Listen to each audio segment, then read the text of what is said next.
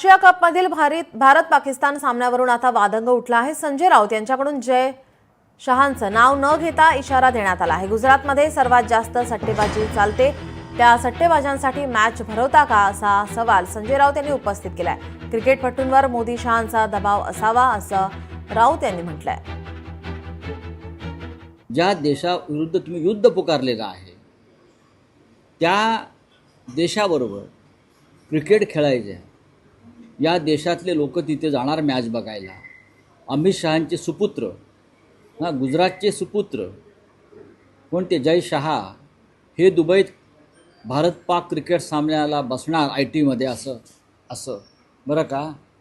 आणि भारतातल्या जनतेनं पाकिस्तान विरुद्ध नारे द्यायचे, सैनिकांनी हौतात्म्य पत्करायचं, जनतेनं प्राण गमवायचे काश्मीरमध्ये, आणि हे पाकिस्तानबरोबर क्रिकेटचं ट्रेड करणं हा अत्यंत धक्कादायक आणि बेशरमपणाचा प्रकार आहे।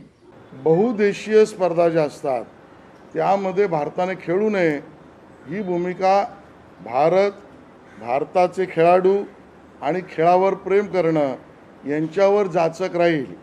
आणि म्हणून बहुदेशीय स्पर्धेमध्ये भारत खेळणं हे खेळाडू, आंतरराष्ट्रीय संबंध, भारतीय नागरिक आणि खेळावर प्रेम करणारे यांना आवश्यक तीच भूमिका केंद्राने घेतली आहे। आणि राहता राहिलं पत्र तर संजय राऊत ते ट्रम्पनाही पत्र लिहू शकतात, आणि त्यांचा आजकालचा आघाड अभ्यास बघितल्यावर ते परलोकातल्याही कुठल्या नेत्याला पत्र लिहू शकतात। संजय राऊत सारख्या तीनपाट माणसांनी आम्हाला सांगावं नाही, आम्हाला अशा चायनीज मॉडेल हिंदूंकडून आम्हाला सर्टिफिकेटची गरज नाही।